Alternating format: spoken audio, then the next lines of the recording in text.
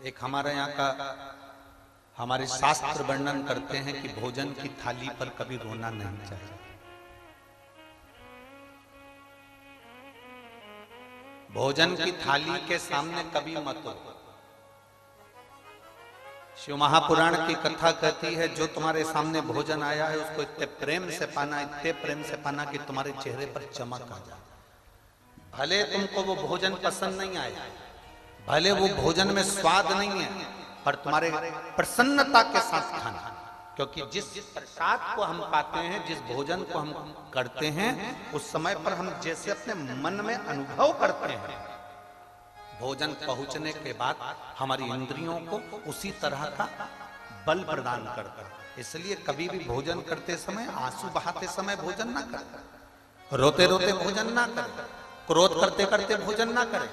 शिव महापुराण की कथा तो यहां तक कहती है कि तुम्हारे सामने टीवी चल रही है तो टीवी को बंद करो फिर भोजन करो।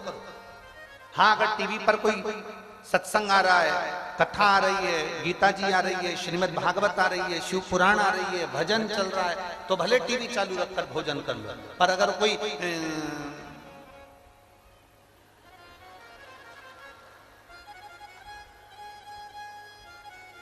भाभी जी घर पर है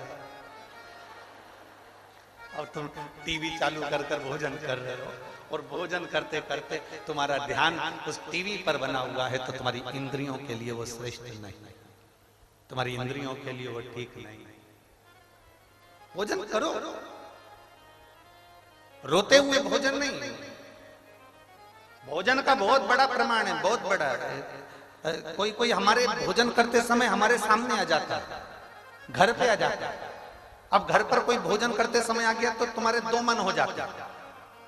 एक मन से तो तुम कह रहे हो आओ साहब भोजन कर लो, और दूसरे मन से सोच रहे हो जाता क्यों नहीं है। दो मन, एक मन से तो कह रहे हो कि भोजन कर लो, दूसरे मन से कह रहे हो कि जाता क्यों नहीं है। तो जो सामने बैठा है ना, सोफे पर, पलंग पर, कुर्सी पर, जमीन पर, उसके मन में ये प्रश्न खड़ा हो जाता है कि मैं रुकूं कि जाऊं।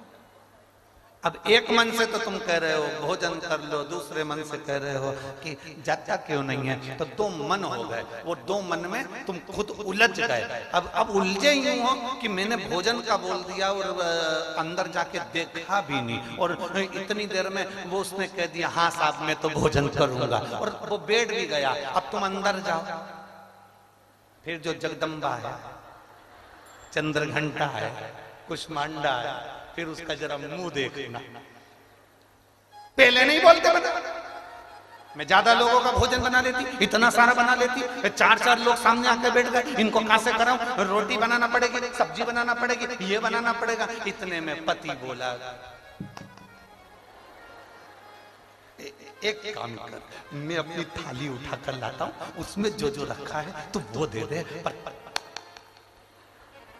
ए देवी थोड़ी देर चुप हो, तेरे हाथ जोड़। अब जो बाहर बैठा है ना वो भी उलझा हुआ है, खाऊं कि नहीं, क्योंकि अंदर जितने हैं ना वो सब खिलाने के पक्ष में नहीं है। और जो खा रहा था तो वो तो झूठे मुंह तो बोलना ही पड़ेगा ना कि लो साहब भोजन करो साहब, तो मन इसका भी नहीं था, पर बोला है खाओ, और उसका मन था कि मैं खाऊं, अब वो भी उलझा था। वो इंद्रियों के लिए श्रेष्ठ नहीं, वो इंद्रियों के लिए ठीक नहीं। शिव कथा कहती है, मेरे भोले बाबा जब प्रसाद ग्रहण करने बैठते थे, आकड़िया की रोटी बनाई, काकड़िया की साग, और परसे माता पार्वती जी भावे भोलानाथ, मन शिव रटोरे, छोड़ दो कपट मन शिव रटोरे। आकड़िया की रोटी बनाई, काकड़िया की साग, आकड़िया की रोटी बनाई, काकड़िया की साग, परसे माता पार्वती जी, परसे माता पार्वती जी, पावे भोलानाथ मन शिव रटोरे, छोड़ दो कपट मन शिव रटोरे, मन शिव रटोरे, छोड़ दो कपट मन शिव रटोरे। भगवान शिव की कथा कर रही है। पार्वती जी जो बनाती, मेरे भोले बाबा उसको प्रेम से पा, मेरे शंकर भगवान उसको प्रेम से ग्रहण कर। और महाराज लगन तुमसे लगा बैठे, जो होगा देखा जाएगा। एक बार जोरदार ताली बजाकर पूज्य गुरुदेव।